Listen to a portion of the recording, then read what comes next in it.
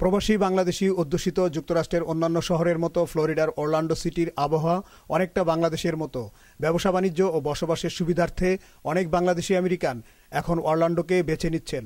আর যারা এখানে বসবাস করছেন তারা সন্তানদের বাংলা ভাষা ও সংস্কৃতি শিক্ষার ক্ষেত্রে বেশ আগ্রহী।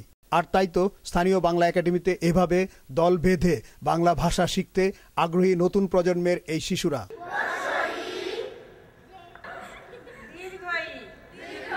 আমি বাংলা ভালোবাসি, বাংলা শিখছি, আমি বাংলায় গান গাই।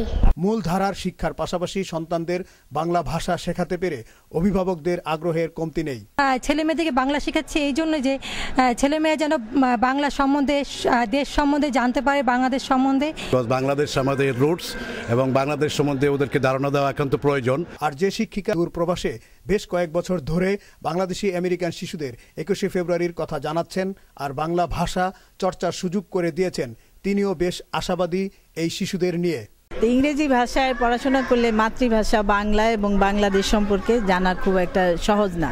সেজন্য আমি চেষ্টা করছি আমাদের ছেলে মেয়েদের মাঝে বাংলা ভাষা এবং বাংলাদেশ সংস্কৃতি এবং বাংলাদেশকে ভালো করে জানা এবং বোঝা যাতে সহজ হয়। প্রবাসে নতুন প্রজন্মের বাংলাদেশি আমেরিকান শিশুরা বাবা মার মুখের ভাষা বাংলা আর বাংলা সংস্কৃতি চর্চার যে চেষ্টা করে যাচ্ছে, তাতে ভিনদেশে বাংলাদেশকে নতুন করে পরিচিত করছে বলে সংশ্লিষ্টরা মনে করছেন।